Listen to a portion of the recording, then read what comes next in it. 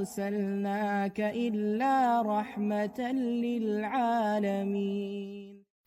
السلام علیکم ورحمۃ اللہ وبرکاتہ۔ سیرہ کہانیوں کی 15ویں قسط میں خوش آمدید۔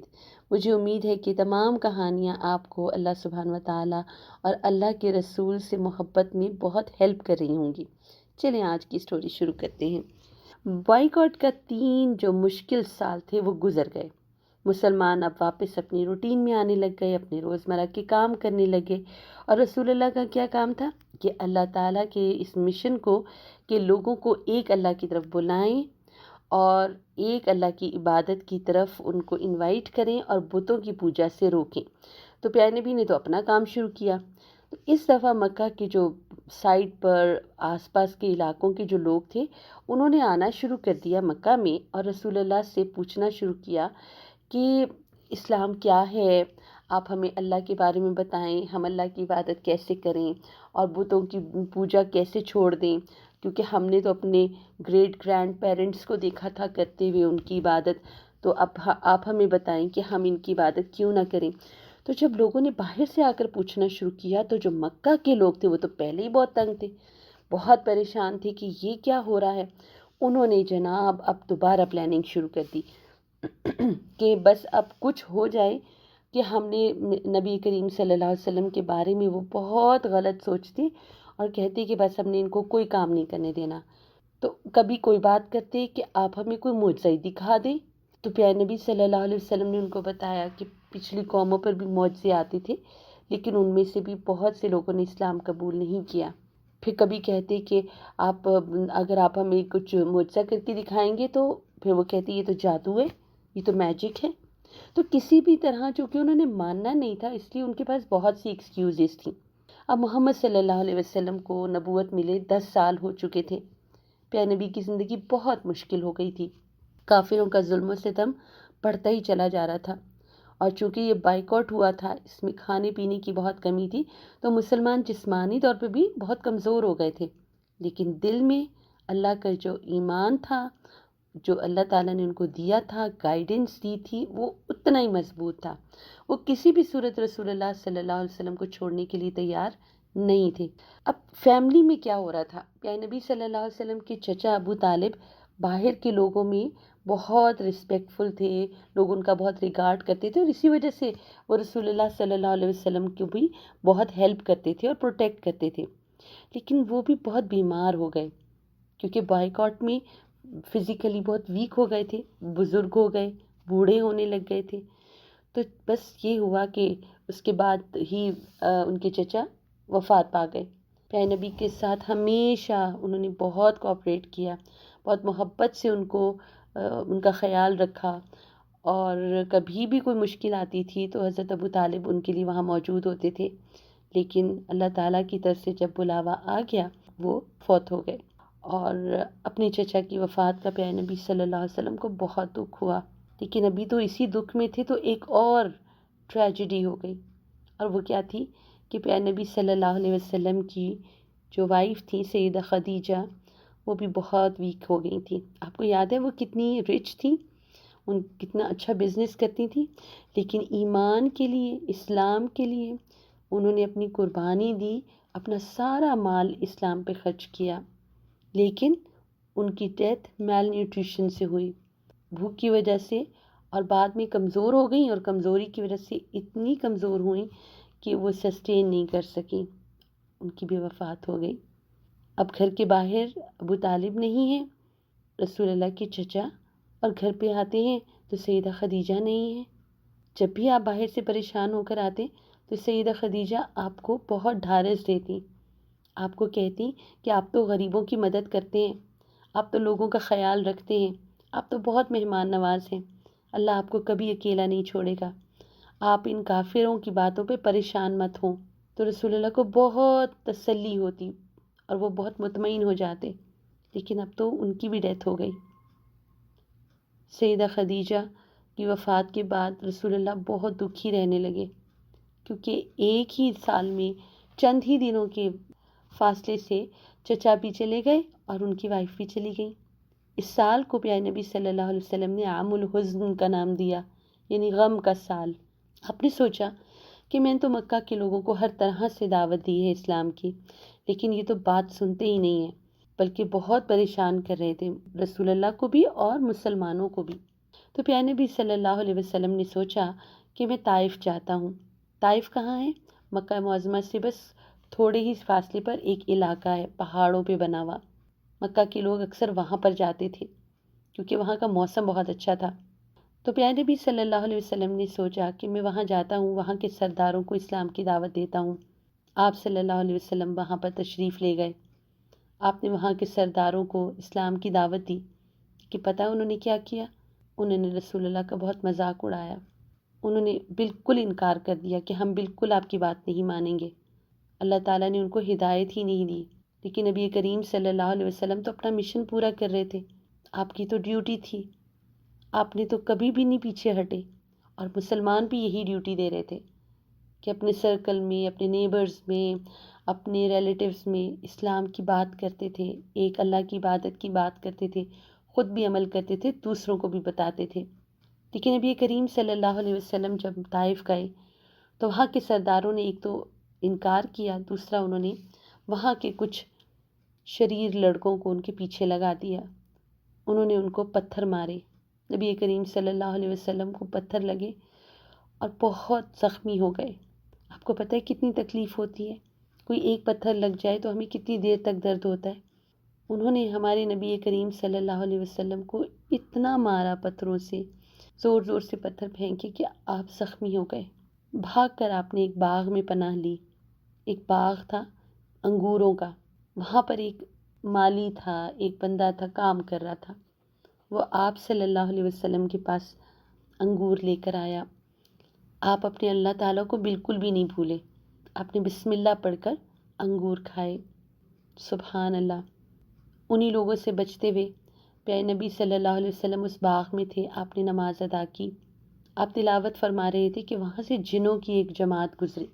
انہوں نے کچھ سنا کہ یہ کیسا کلام ہے، یہ کیسا قرآن ہے، کتنا پیارا ہے، کتنا یونیک ہے۔ تو یہ اپنی فیملی میں گئے، اپنے قبیلوں میں گئے جن، انہوں نے جا کے بتایا کہ ہم نے تو عجیب کلام سنا ہے، بہت یونیک ہے، اس دنیا کا نہیں ہے، لگتا ہے کہیں سے آیا ہے۔ تو پورا قبیلہ جنوں کا آ گیا اور پیارے نبی صلی اللہ علیہ وسلم کی تلاوت سنی، سب کے سب مسلمان ہو گئے۔ سبحان اللہ۔ اسی لیے آپ کو رحمت للعالمین کہا جاتا ہے کہ آپ نہ صرف انسانوں کے لیے پیغام لے کر آئے بلکہ جنوں کے لیے بھی۔ تو انسان تو بات ہی نہیں مان رہے تھے، آپ تو خود چل چل کے ان کے پاس جا رہے تھے، لیکن لوگ بات ہی نہیں مان رہے تھے، مار رہے تھے، سزا دے رہے تھے، کھانے کو نہیں کچھ دے رہے تھے، مس بیہیو کر رہے تھے۔ لیکن جنہوں نے ریئلائز کیا کہ یہ تو بہت اسپیشل کلام ہے جو پیارے نبی تلاوت کریں، this is something divine, something special. سبحان اللہ۔ اور کیا ہوا؟ انہوں نے اسلام قبول کر لیا۔ لیکن انسانوں نے کیا کیا؟ بہت برا رویہ، بہت تنگ کیا انہوں نے ہمارے نبی کریم صلی اللہ علیہ وسلم کو۔ لیکن آپ کیا کر رہے تھے؟ آپ پھر بھی صبر سے مقابلہ کر رہے تھے۔ اللہ تعالیٰ نے فوراً فرشتہ بھیجا اور کہا کہ یہ لوگ تو آپ کو بہت تنگ کر رہے ہیں۔ فرشتے نے کہا کہ یا رسول اللہ آپ حکم دیں، جن لوگوں نے آپ کو تنگ کیا ہے ہم ان کو پہاڑوں میں کرش کر دیں گے۔ پیارے نبی صلی اللہ علیہ وسلم نے کہا نہیں، کیونکہ آپ تو رحمت للعالمین تھے، آپ پھر بھی بہت کائنڈ تھے، لوگ آپ کے ساتھ برا سلوک کرتے، آپ پھر بھی بہت اچھا سلوک کرتے تھے۔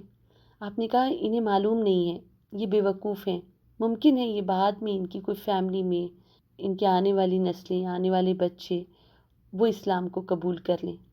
پیارے نبی نے ان کو سزا دینے سے روک دیا کیونکہ جبریل امین پہاڑوں کے فرشتے کے ساتھ آئے تھے، پتہ ہے آپ کو؟ سبحان اللہ۔ لیکن اللہ تعالیٰ تو یہ سب کچھ دیکھ رہے تھے۔ اللہ تعالیٰ انسان کو آزماتے ہیں کہ یہ میرا بندہ ہے یا نہیں ہے۔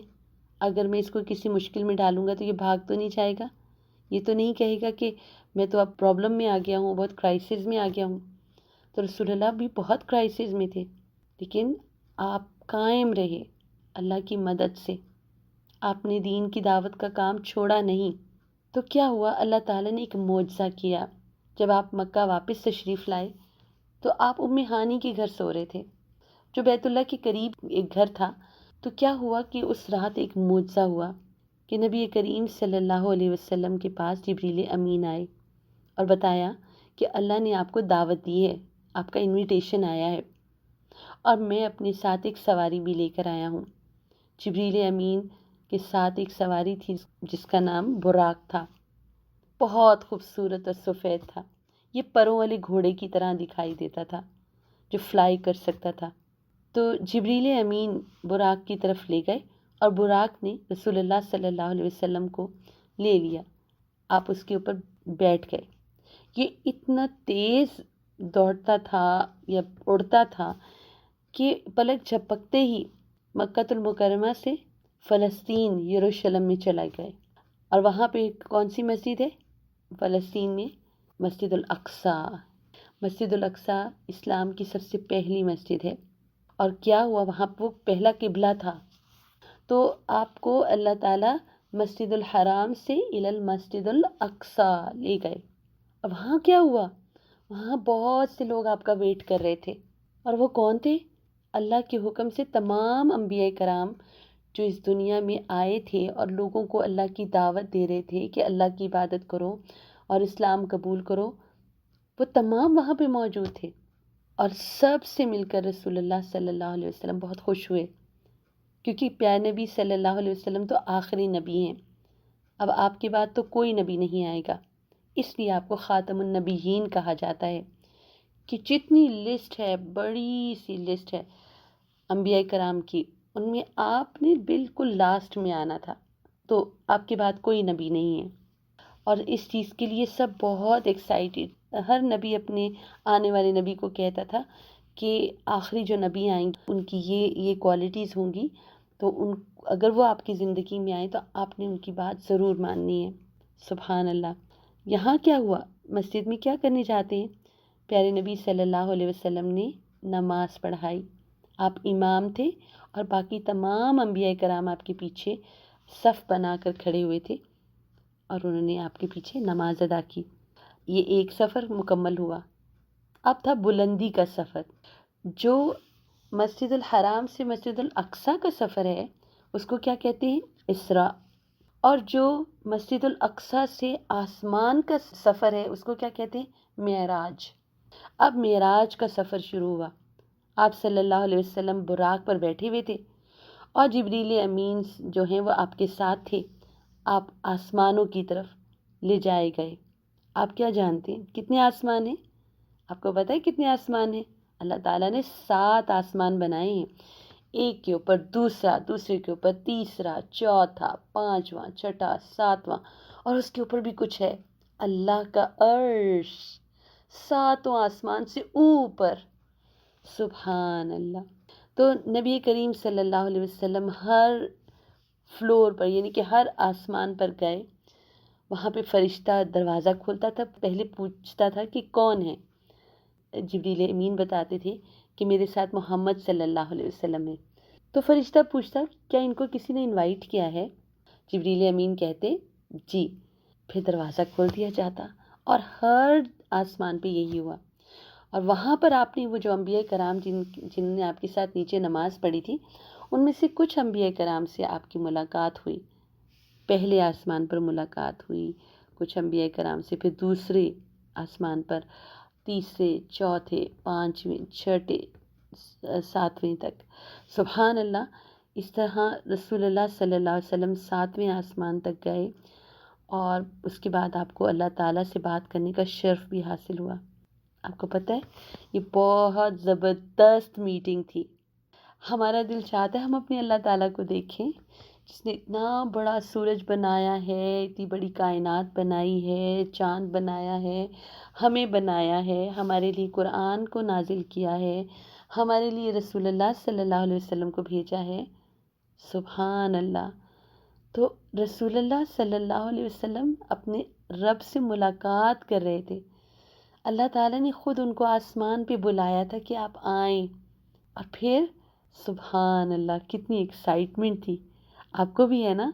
انشاءاللہ آپ دعا کیا کریں کہ اللہ تعالیٰ میں نے آپ سے ملاقات کرنی ہے، ہم نے آپ کو دیکھنا ہے، ہم سب اچھے کام کریں گے تاکہ آپ ہیپی ہو جائیں، تاکہ ہم آپ کو دیکھ سکیں۔ تو جب ہم جنت میں جائیں گے تو انشاءاللہ ہم اللہ تعالیٰ کو دیکھیں گے، جیسے ہم مون کو دیکھتے ہیں اس طرح ہم اللہ سبحانہ و تعالیٰ کو دیکھیں گے۔ ہمیں کبھی فلاور اچھا لگتا ہے، ہمیں کبھی دھوپ اچھی لگتی ہے، کبھی ہمیں بارش اچھی لگتی ہے نا؟ تو یہ سب بنانے والی پیاری پیاری چیزیں بنانے والا خود کتنا خوبصورت اور پیارا ہوگا، سبحان اللہ۔ اور پتہ ہے پیارے نبی ان کے پاس مہمان تھے، اللہ تعالیٰ نے ان کو ایک گفٹ دیا۔ آپ کو پتہ ہے وہ گفٹ کیا تھا؟ وہ گفٹ تھا نمازیں، 5 نمازوں کا گفٹ ملا تھا، اور یہ ہم سب کے لیے تھا، تمام مومنین کے لیے۔ اور یہ گفٹ ایسا تھا کہ جب ہم نماز پڑھتے ہیں تو ایسے ہے جیسے ہم اللہ تعالیٰ سے ملاقات کر رہے ہیں، سبحان اللہ۔ تو جو انسان دنیا میں نماز پڑھتا ہے اس کو پھر انویٹیشن آئے گا اللہ تعالیٰ کی طرف سے کہ آؤ اب جنت میں آ جاؤ، لیکن اس کے لیے تو 5 وقت کی نماز پڑھنی پڑے گی جب تک ہم زندہ ہیں، ٹھیک ہے؟ اس لیے پیارے نبی صلی اللہ علیہ وسلم خود بھی 5 وقت کی نماز پڑھتے تھے، بلکہ رات کی تہجد کی نماز بھی اسپیشل اٹھ کے پڑھتے تھے، تاکہ وہ دوبارہ اللہ تعالیٰ سے ملاقات کریں، تاکہ دوبارہ اللہ تعالیٰ کو دیکھ سکیں۔ تو ہمارے لیے بھی یہ گفٹ ہے، ہم تو اوپر نہیں گئے لیکن انشاءاللہ ہم بھی اپنے رب کو دیکھیں گے، لیکن جو لوگ جہنم میں جائیں گے وہ اللہ تعالیٰ کو نہیں دیکھ سکیں گے۔ اللہ اکبر، ٹھیک ہے؟ تو بس یہ بات ہے کہ جو نماز کا تحفہ ہے نا، ہماری 5 نمازیں جو کہ ہم پر فرض ہیں، ہم مسلمان ہیں، بچے بڑے 5 ٹائم ہم نماز پڑھیں، اور پھر ہم اللہ کا شکر ادا کرتے ہیں۔ آپ کو پتہ ہے سورہ فاتحہ میں اللہ کا شکر ہے، ٹھیک ہے؟ شکر ادا کرتے ہیں، اللہ کی تعریف کرتے ہیں، ان سارے گفٹس کے ساتھ پیارے نبی صلی اللہ علیہ وسلم جو ہیں وہ زمین پر خوشی خوشی واپس آئے۔ اور اب آپ پہلے سے بھی زیادہ لوگوں کو اللہ کی طرف بلا رہے تھے، پہلے سے بھی زیادہ محنت کر رہے تھے کہ لوگ آئیں اور اسلام کو قبول کریں، ایک اللہ کی عبادت کریں، کسی سے نہیں ڈرنا چاہیے سوائے اللہ سے۔ اور ڈرنے کی تو بات ہی نہیں، جب آپ اللہ سے محبت کرتے ہیں اللہ آپ سے محبت کرتے ہیں، ٹھیک ہے؟ بس آج سے کوئی نماز ہم نہیں چھوڑیں گے، اللہ تعالیٰ سے خوب خوب دعائیں کریں گے، خوب خوب مدد مانگیں گے، اور اللہ تعالیٰ ہمیں ضرور ہیلپ کریں گے، ٹھیک ہے؟ آپ نے یہ سٹوریز بھی سنانی ہے، اور اس سٹوری کو لائک بھی کرنا ہے، اور چینل کو بھی لائک کریں ذوالنورین کو، تاکہ آپ اگلی ایپیسوڈ بھی سن سکیں، ٹھیک ہے؟ السلام علیکم ورحمۃ اللہ وبرکاتہ۔ أرسلناك إلا رحمة للعالمين. Salah Tracker to keep you on track to success, a perfect gift for you and your loved ones.